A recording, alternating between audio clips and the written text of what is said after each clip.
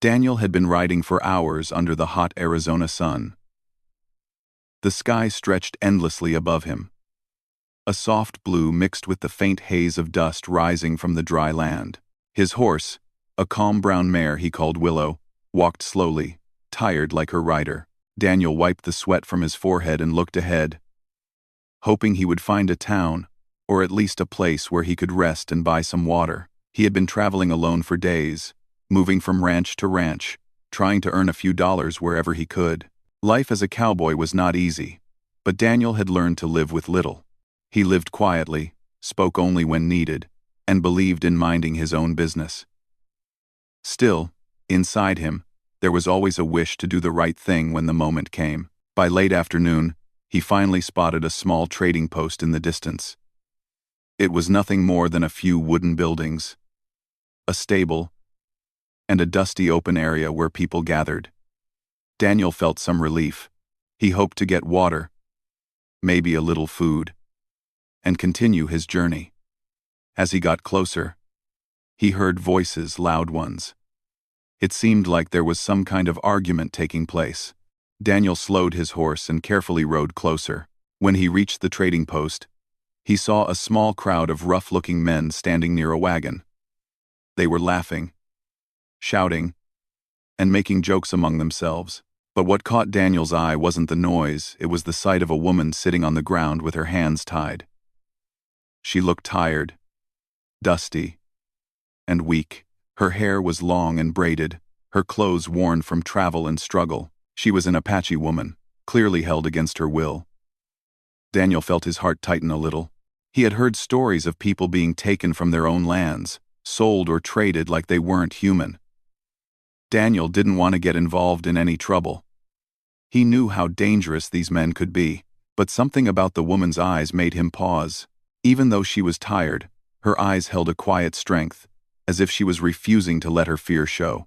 He watched from a little distance, hoping to understand what was happening. One of the men, a tall fellow with a red beard and dusty boots, pointed at the woman and said loudly, $3. That's all she's worth now. Anyone want to try their luck? The others laughed crudely. Daniel felt uncomfortable hearing their words. The woman kept looking at the ground, not reacting to their laughter. She sat still, trying to keep her dignity even in such a terrible moment. Daniel's plan had been simple. Get water, maybe some bread, then leave quickly. But now his heart and his mind battled with each other. He didn't want to interfere. He had barely enough money to take care of himself. $3 were all he had left after paying for supplies the previous day. Those last dollars were his safety. He needed them to survive the long road ahead. But looking at the woman, he realized she had nothing at all. She did not have freedom, safety, or even hope. Daniel sighed quietly. He didn't know what to do. His practical side told him to walk away. His conscience whispered something else. When he finally stepped closer to the trading post, a few men turned toward him. "Well, look who's here," Redbeard laughed. "Another cowboy with empty pockets, I bet." Daniel ignored the teasing and walked calmly toward the water barrel. He poured himself a small drink and paid a few cents, but his eyes kept drifting back to the woman. The more he watched her, the heavier his chest felt. It was wrong. Everything about this scene felt wrong. One of the men noticed Daniel's interest and smirked. "You looking to buy yourself a companion? Cowboy?" he asked, raising an eyebrow. The others laughed again. Daniel tried to keep his voice calm. "Why is she tied like that?" he asked. Redbeard shrugged. "Found her wandering alone. Probably ran off from her people. Figured we could make some money while we're here. Nothing wrong with business." Daniel clenched his jaw. There was everything wrong with it, but saying that out loud would only bring trouble. Instead, he took a slow breath and stepped a little closer to the group. "What will it take to let her go?" he asked. The men blinked, surprised that he was serious. Redbeard smiled, thinking he could make fun of this stranger. "Well, cowboy, we wanted $10 earlier, but no one was buying. How much do you have?" Daniel didn't answer immediately. He was thinking, calculating, questioning himself. He slowly reached into his pocket and pulled out 3 crumpled dollars, all that remained from his last job. His fingers tightened around them as if they were the last warmth he had. "This is all I've got," he said quietly. The group fell silent for a second, then burst into loud laughter. $3? One man shouted. "That's barely enough for a meal." Redbeard leaned in, studying Daniel's serious face. "You're really willing to spend your last cents on her?" he asked, almost amused. Daniel didn't flinch. "If it means she gets to walk free, then yes." The men looked at each other, unsure whether to take him seriously. Then Redbeard shrugged. "Fine. Give the money. She's yours." Daniel's heartbeat quickened. He knew he was making a big sacrifice, maybe even a foolish one. But he stepped forward and placed the $3 in the man's hand. The man smirked, pocketing the money quickly. Daniel then turned toward the woman. He could see the confusion in her eyes. She didn't understand what had just happened. Daniel knelt down beside her and gently cut the rope, binding her hands. Her wrists were red from the tight knots. She rubbed them quietly, still not believing she was free to move. The men behind Daniel kept laughing, but he ignored them. He stood up and offered the woman his hand to help her stand. She looked at his hand, then at him, uncertain, but after a moment, she slowly placed her hand in his. Daniel helped her rise to her feet. She stood tall despite everything she had been through. Daniel spoke softly. "You're free. You can go." She stared at him, shocked. Her voice was quiet and unsure when she asked, "Why?" Daniel looked into her eyes and answered honestly, "Because nobody should be treated like that." The woman blinked, trying to understand this stranger who spent his last $3 not to take her, but to release her.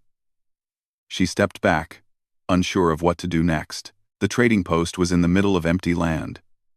Going alone would be dangerous, yet she wasn't sure she could trust him. Daniel sensed her hesitation.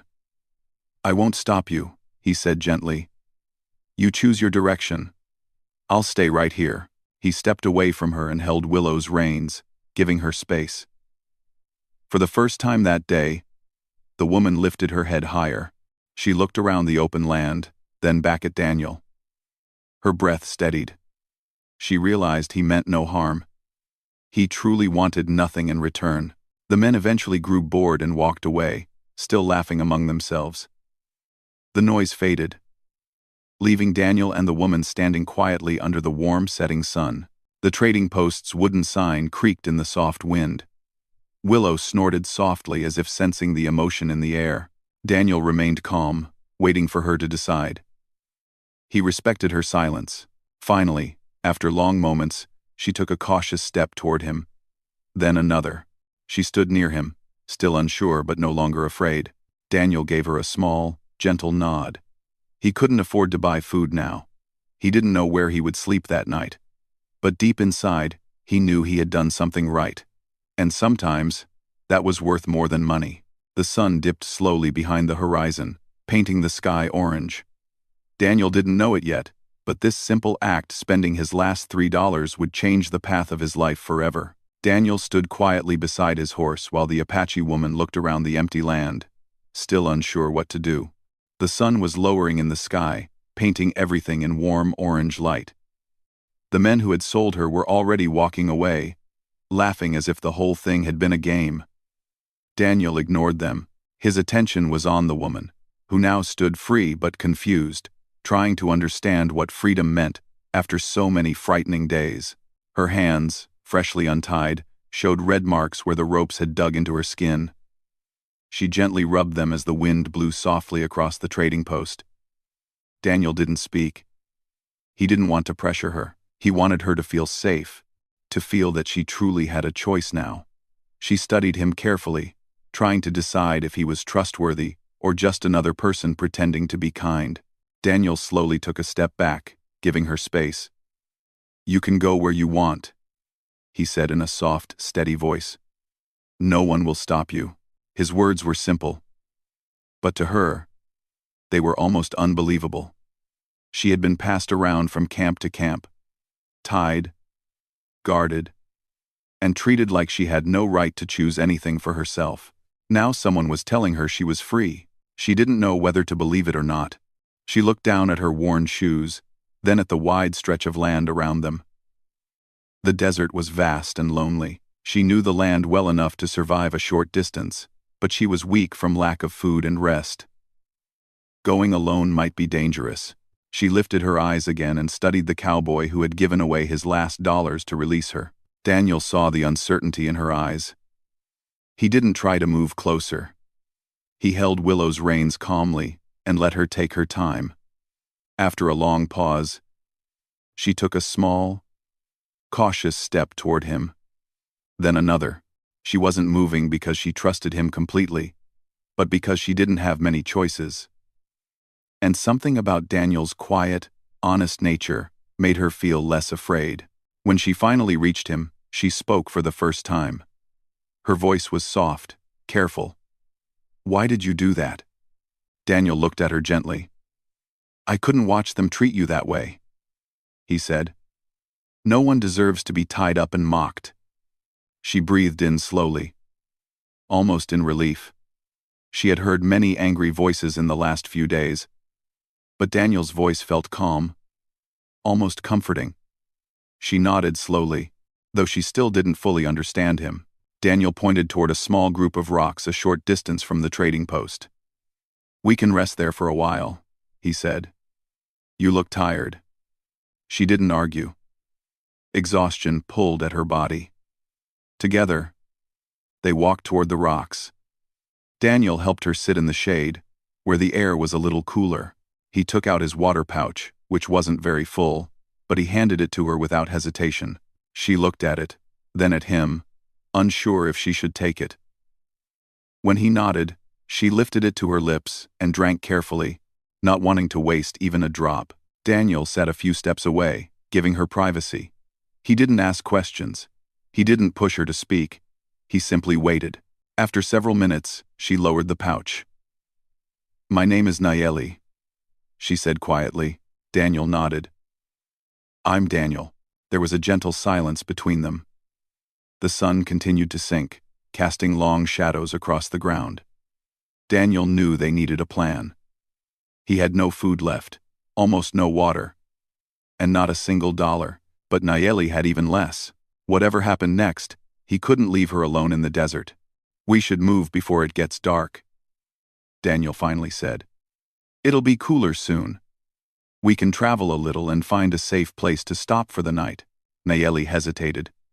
You want me to go with you?" Daniel shook his head lightly. "Only if you want to. I'm not asking anything from you. But it's safer to travel together until you're closer to your land." Mar. Mar. Mar. Mar. She looked at him for a long moment. Her eyes seemed to soften. For the first time since he had freed her, she felt a small spark of trust. She nodded slowly. "I will go." Daniel helped her stand, then guided Willow so she could walk beside the horse. They left the trading post behind, the laughter of the men fading away until it was only a memory. The wind grew cooler as the sky darkened. Stars began to appear one by one, glowing softly in the wide sky, bright enough to guide their steps. As they walked, Nayeli listened to the soft sound of the horse's hooves. Daniel kept a respectful distance, not wanting to make her uncomfortable. After some time, he gently asked, "How long were you with those men?" Nayeli took a long breath before answering. "A few days. But it felt longer. I was taken while gathering herbs far from my village. They found me alone. They tied my hands so I would not escape." Daniel looked at the ground, angry at what she had suffered, but he did not let the anger show on his face. He didn't want her to feel that he was upset with her story. "I'm sorry you went through that," he said softly. She studied his face. She realized he meant it. His voice carried no judgment, no pity, only honest concern. They walked a bit more before Daniel spoke again. "We'll reach some hills by nightfall. We can rest there. It's safer than staying out in the open." Nayeli nodded. "Thank you." Her voice carried a mixture of gratitude and uncertainty. She was still adjusting to the idea that someone could be kind without wanting something in return. When they reached the hills, Daniel found a small sheltered area between two large rocks, where the wind didn't blow too hard. He gathered some dry branches and lit a small fire. The light flickered on the rocks, creating a warm glow in the cool night. Nayeli sat near the fire, hugging her knees. Daniel gave her his blanket, even though that meant he would be cold. She refused at first, but Daniel insisted gently. "You need it more than I do," he said. She accepted it quietly and wrapped it around her shoulders. A soft silence settled between them. The fire crackled lightly, and willow grazed nearby. The world around them felt calm, almost peaceful after the long, difficult days Nayeli had survived. After a while, Nayeli spoke again. "You did not have to help me. You could have walked away." Daniel looked at the fire. "Maybe," he said. "But I wouldn't have forgiven myself." Nayeli watched him closely. She wasn't used to someone caring about her fate. Her people cared, her family cared, but strangers did not. For many days she had been surrounded by people who saw her as something they could trade. Daniel was different. She didn't understand why, but she felt safer near him than she had felt in a long time. Daniel leaned back against the rock, tired.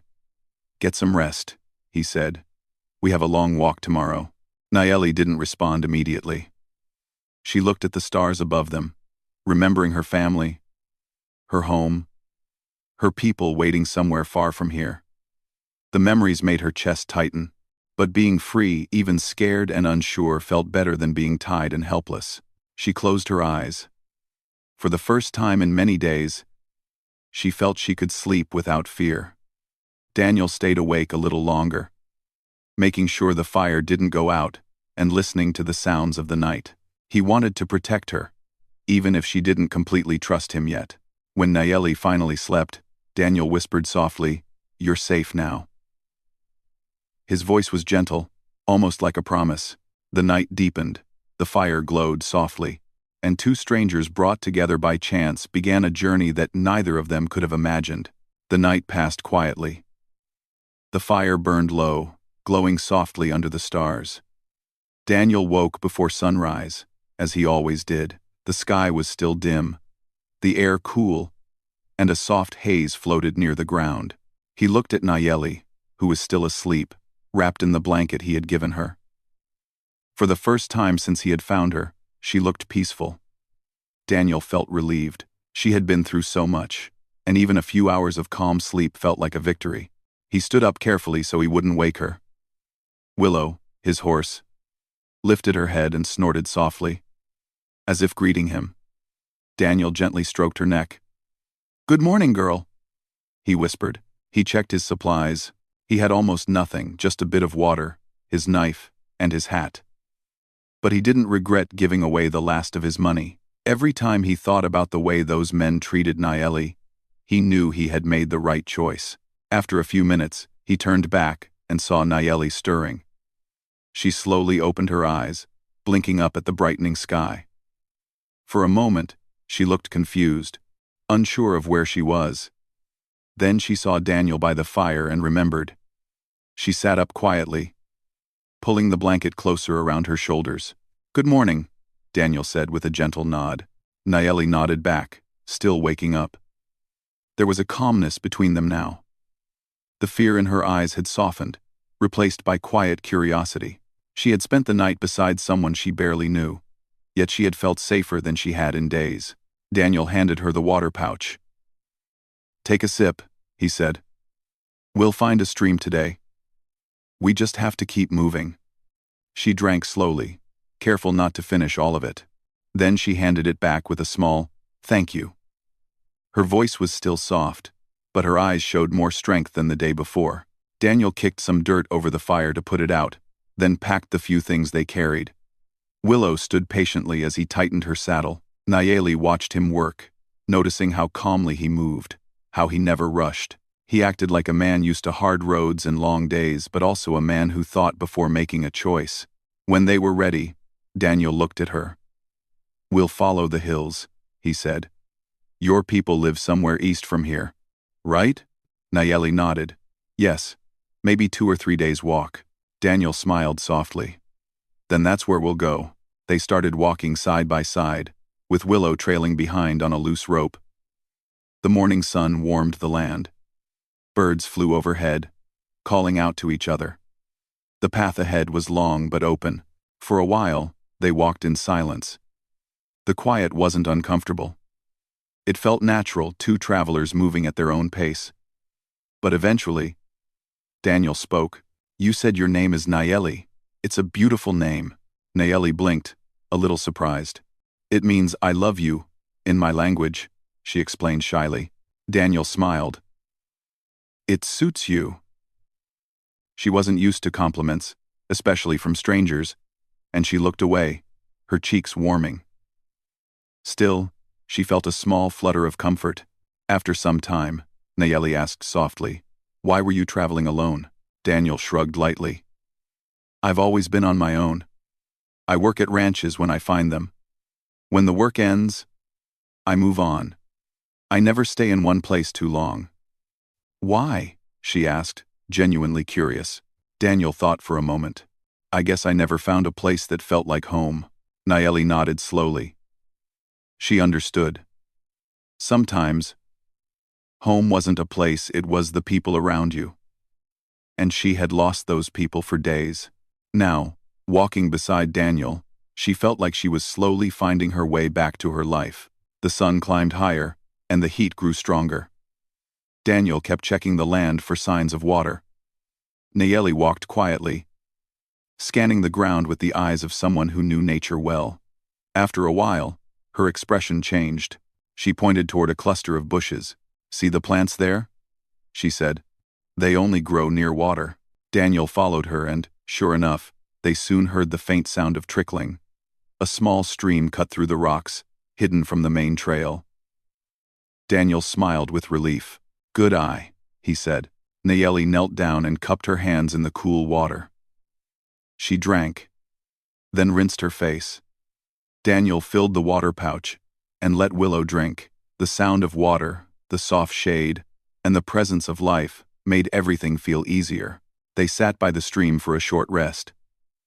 Nayeli dipped her feet in the water, sighing softly. Daniel leaned against a tree trunk.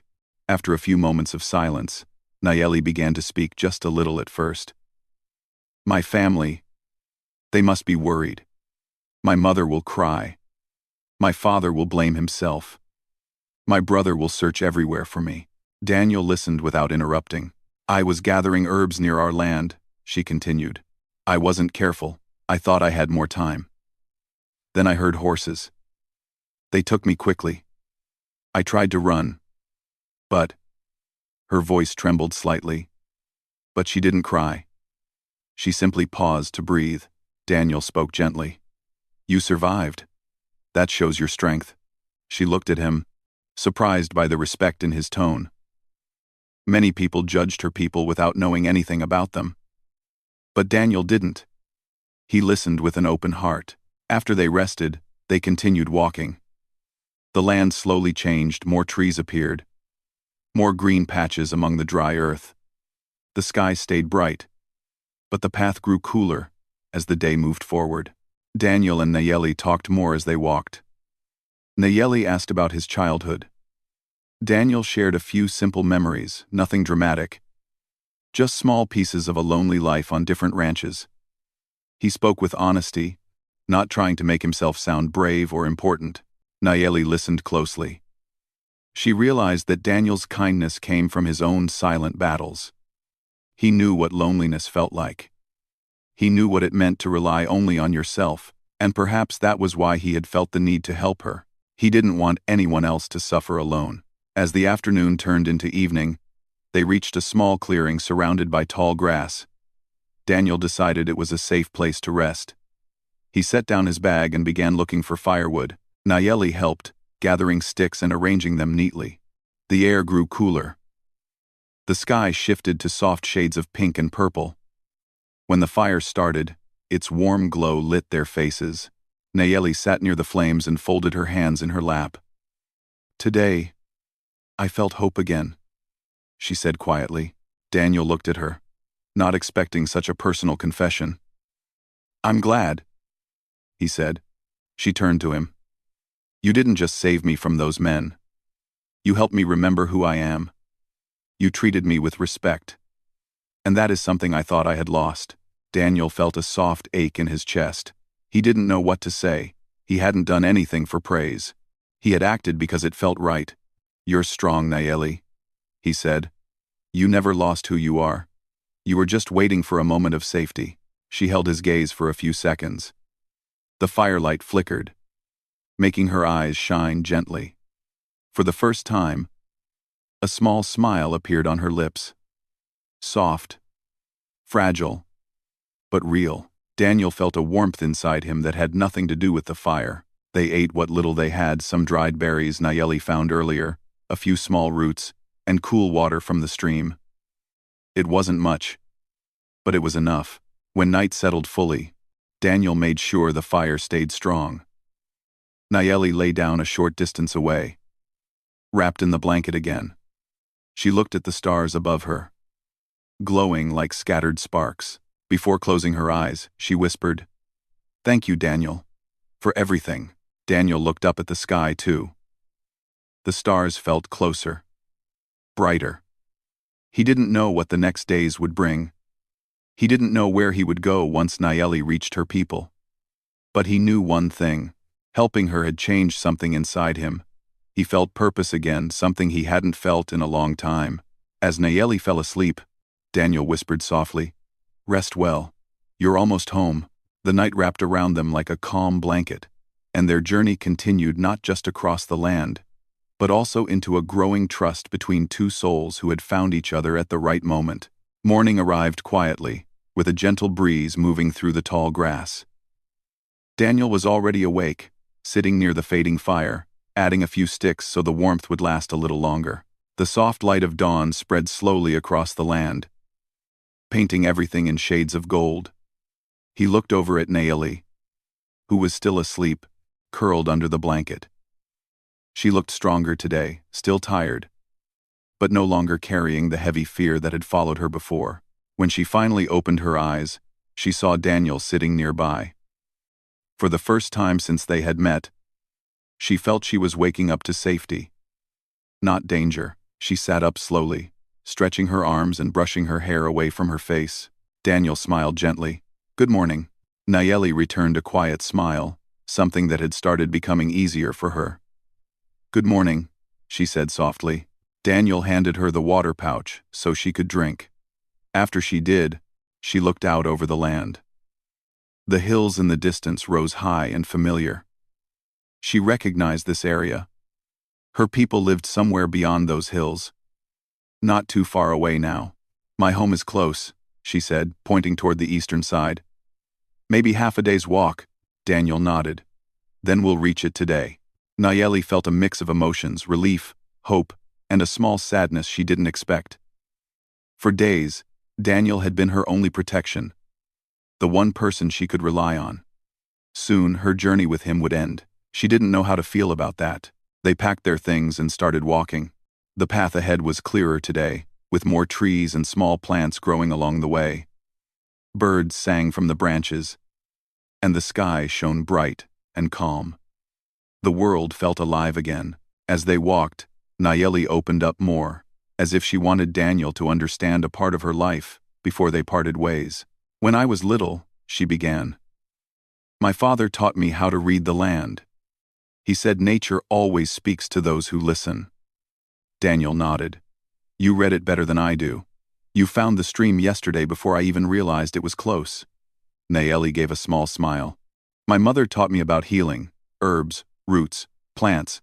I used to help the older women prepare medicine." "That sounds important," Daniel said. Nayeli nodded proudly. "It is. Every person has a role. My brother hunts. My father guides. My mother heals." She paused, thinking of her village, her people, her family's faces. "They never stopped looking for me," she whispered. Daniel's voice was soft. "They'll be overjoyed to see you." For a while, they walked in silence again, but it wasn't the uncomfortable silence of strangers. It felt like the quiet between friends who didn't need to fill every moment with words. As they moved deeper into the hills, Nayeli slowed down. Her posture stiffened slightly. Daniel noticed immediately. "What is it?" She looked at the ground, then around them. "This place. I know it well, but I feel something strange. Like someone has been here." Daniel's hand gently touched the handle of his knife, not in fear, but out of caution. "Dangerous?" Nayeli shook her head. "No, familiar." A few minutes later, as they reached a rise in the land, a distant sound drifted toward them. It was soft, rhythmic, and familiar to Nayeli's ears. Drums. Her steps quickened. Her breathing changed. Tears filled her eyes. "My people," she whispered. "I hear them." Daniel listened carefully. The sound was faint but steady, echoing against the hills. Nayeli's heart beat faster. She turned to Daniel. "They must be having a gathering. Maybe for prayer. Maybe for me." Daniel felt something warm inside him. He had hoped she would return safely, but he hadn't expected to witness this moment. They walked faster, almost hurrying now. As they got closer, the sound grew louder. Drums, voices, the echo of songs carried by the wind. Then, through the trees, Nayeli saw movement, figures standing, people walking, smoke rising from a large fire. She stopped for a moment, overwhelmed. Daniel placed a gentle hand on her shoulder. "Go," he said softly. "Your family is waiting." But Nayeli didn't move right away. She turned to him slowly, her eyes shining with emotion. "You brought me home," she said. "If you were not there, I might never have come back." Daniel shook his head lightly. "You found the strength. I only walked beside you." Nayeli stepped closer, her voice quiet but steady. "I want you to meet them. Come with me. They will welcome you." Daniel hesitated. He didn't want to step into their land without respect. "Are you sure?" Nayeli nodded strongly. "Yes. They will know your heart." And so they continued walking, side by side. As they neared the village, people saw Nayeli and began shouting with joy. Children ran ahead, calling out her name. Women hurried forward with tears streaming down their faces. Men stopped what they were doing and rushed to greet her. Nayeli's mother reached her first. She wrapped her daughter in her arms, crying with relief. Her father came next, holding her tightly, almost afraid she would disappear again. Her brother stood strong, but his eyes were wet. Daniel stepped back, giving them space. He felt the warmth of their reunion, but he knew this moment belonged to them. After a few minutes, Nayeli pulled her family forward and pointed to Daniel. "He saved me," she said. "He protected me when I had nothing." Her father turned to Daniel, studying him carefully. Daniel stood tall, respectful, his hat in his hand. He didn't know what to expect. Then the man placed a hand on Daniel's shoulder, gratitude shining in his eyes. "Thank you," he said. "You brought our daughter home." The other villagers gathered around, expressing their thanks in their own ways. Soft words, nods, smiles. Daniel felt a bit overwhelmed, but also touched. As the evening approached, Nayeli's people invited Daniel to join their meal. They offered him food, fresh bread, cooked vegetables, and cool water from clay pots. Daniel hadn't eaten this well in days, and he appreciated every bite. Nayeli sat near him. She watched him eat with quiet amusement. "You are part of our story now," she said softly. Daniel looked at her, then at the peaceful faces around him. "I'm glad you're safe," he said. "You gave me back my life," she replied. They sat near the fire, where people danced and sang to celebrate the safe return of one of their own. Daniel watched the beautiful rhythm of their traditions, feeling honored to be included. Later, when the night grew quiet and most people had gone to rest, Nayeli and Daniel walked a short distance away from the camp. The stars were bright above them. "You will leave tomorrow?" she asked gently. Daniel nodded slowly. "Yes, I don't want to intrude. Your family needs time with you." Nayeli looked down for a moment. She didn't want him to go, but she knew she had no right to ask him to stay. "You helped me in the darkest days," she said. "I will never forget that." Daniel smiled softly. "I'll never forget you either." She stepped closer. "Where will you go?" He shrugged lightly. "Where the road takes me. I always find somewhere to work." Nayeli studied him. He looked strong, calm, but lonely, just like when she first met him. She took a small breath. "If one day you wish for a place to rest, you will find a welcome here." Daniel felt his chest tighten with warmth. It was the kindest thing anyone had told him in a long time. "Thank you, Nayeli," he said. They stood quietly, watching the sky. A soft wind passed between them. Though their paths would now separate, something deep had settled between their hearts: respect, gratitude, and a quiet bond formed by the journey they shared. The next morning, Daniel prepared to leave. Nayeli and her family walked with him to the edge of their land. Her mother gave him food for his travels. Her father shook his hand firmly. Her brother nodded in gratitude. Nayeli stood last. She looked at him with eyes full of understanding. "You changed my path, Daniel," she said. "You changed mine too," he replied. She handed him a small woven bracelet, a symbol of protection. Daniel accepted it with respect. Then, with a final quiet smile, Daniel climbed onto Willow and gently nudged her forward. Nayeli watched him ride away until he became a small figure in the distance, then disappeared behind the hills. Daniel felt the bracelet warm against his wrist. He looked once more at the rising sun and whispered to himself, "Worth every dollar." Because sometimes, the greatest reward wasn't money, or safety, or comfort. It was knowing that one simple act of kindness could save a life and change two hearts forever.